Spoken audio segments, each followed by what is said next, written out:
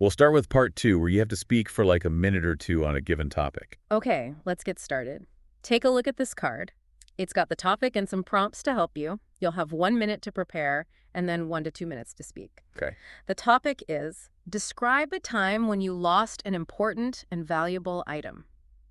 You should say what the item was, where you lost it, why you think you lost it, and explain how you felt about losing it. Okay, got it. All right, I think I'm ready.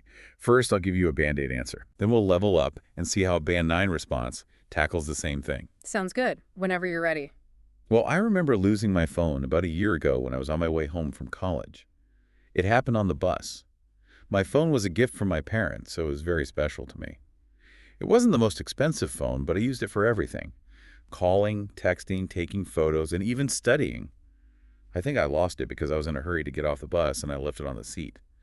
When I realized it was missing, I felt really upset and stressed because all my contacts and some important notes were saved on that phone. I tried calling it, but someone had already turned it off. It was a frustrating experience because I had to buy a new phone, which took some time since I didn't have enough money right away. After this incident, I became more careful with my belongings. All right, now let's hear that Band 9 mindset in action. Okay, here goes. One memorable instance when I lost something valuable was about 2 years ago during a trip to another city for a family wedding. It was my wallet that went missing while we were shopping in a crowded market. The wallet wasn't just expensive, it also contained my ID card, credit cards, and some cash that I needed for the trip. I believe I lost it because of the chaos in the market. There were so many people around that I didn't notice when or how it slipped out of my bag, or worse, if someone took it intentionally. When I realized it was gone, I panicked immediately and felt completely helpless because replacing those cards seemed like such a hassle. After searching everywhere without success, I reported the loss to the local police station and canceled my credit cards as quickly as possible. Although losing the wallet was frustrating and inconvenient, it taught me an important lesson about being more cautious with my belongings in crowded places.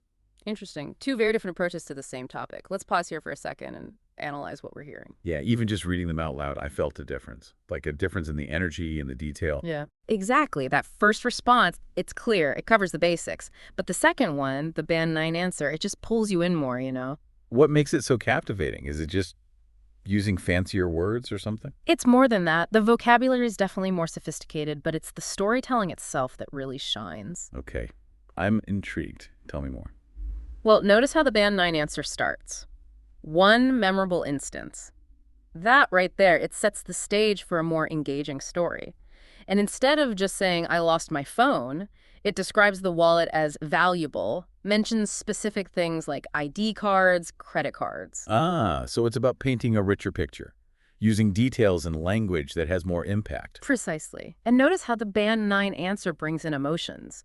Words like panicked, completely helpless, that adds depth. It makes the listener connect with the experience. So it's not just about stating the facts, it's about adding that human element, right? Exactly. Bringing the story to life. Ready to move on to the part 3 follow-up questions. Absolutely. Let's see how those Band 8-9 answers compare in a more conversational setting. All right, now we'll dig a little deeper. Some follow-up questions related to this topic. Okay. These are designed to test, your ability to express opinions, analyze ideas more deeply. Okay, sounds good. First question, is it important for students to be organized? Well, giving you the Band 8 answer first. Yes, I think it's very important for students to be organized because it helps them manage their time better. For example, if they keep their notes and assignments in order, they won't lose things or waste time looking for them. Being organized also reduces stress. Okay. And what about a Band 9 test taker? All right, here's the Band 9 answer. Absolutely. Organization is crucial for students as it allows them to stay on top of their academic responsibilities and avoid unnecessary stress.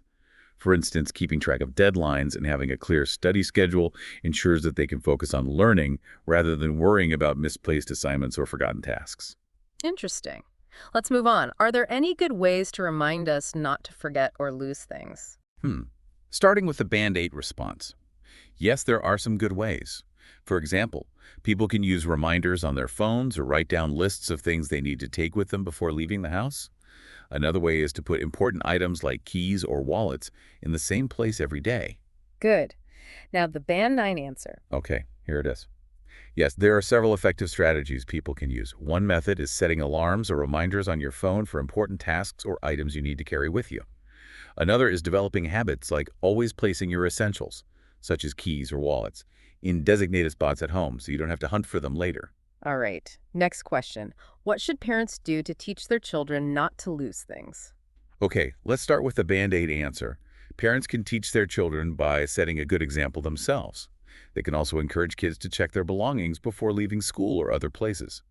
Rewarding children when they are responsible with their things might also help. And the Band 9 response. Here's how a Band 9 test taker might approach it. Parents can instill good habits in their children by teaching them organizational skills from an early age, like packing their school bags the night before or keeping their toys in specific places after playing with them. Additionally, parents could use positive reinforcement by praising kids when they demonstrate responsibility with their belongings. Good. Let's continue. What do people often do after losing things? Okay, here's the Band-Aid answer. I think most people first try to retrace their steps and look for the item where they last saw it. If that doesn't work, they may ask others for help or report the loss if it's something valuable like a wallet or ID card. Okay. And the Band 9 answer. Here it is. When someone loses something valuable, they typically retrace their steps meticulously in hopes of finding it again. And if that doesn't work out, they might ask others if they've seen the item or post about it online in community groups for assistance. Next question. What are the reasons why people often misplace or lose things? The Band-Aid response. The main reason is being careless or distracted.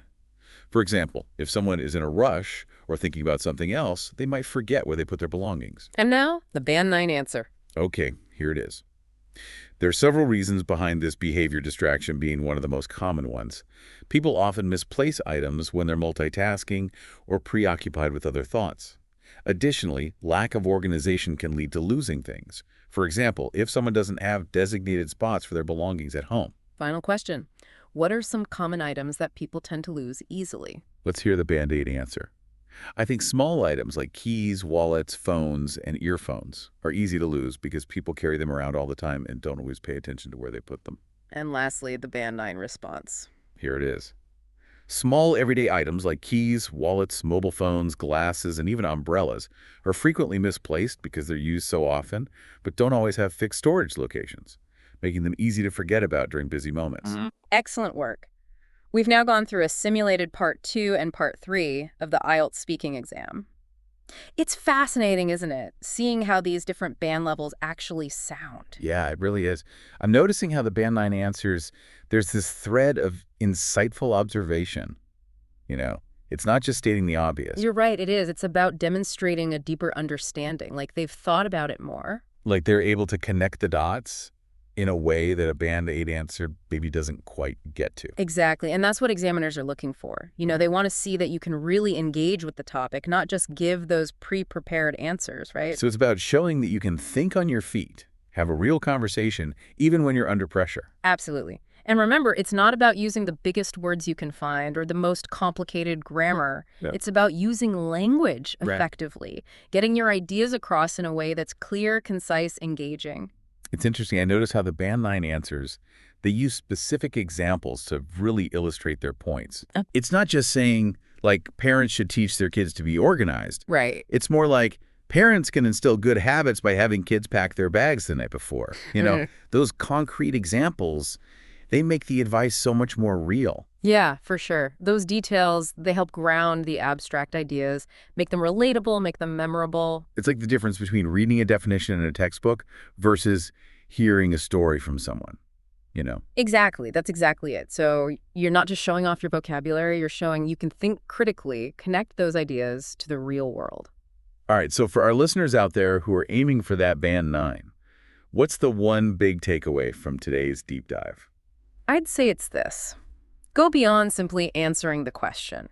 Engage with the topic, offer insights, use those specific examples to illustrate your points. Don't just tell them, show them. Exactly. Show them you've got the skills, the thinking to really excel in any English-speaking environment. This has been such a great deep dive. I feel like we've really unpacked what it takes to get that Band 9. It's been great breaking it down with you. Listeners, as you continue on your IELTS journey, remember, preparation is key. Practice speaking. Get familiar with the different types of questions. Right. And most importantly, believe in yourself. Yeah, and have fun with it. Learning a language is an adventure, Enjoy the challenges, celebrate those successes, keep exploring. That's a great point.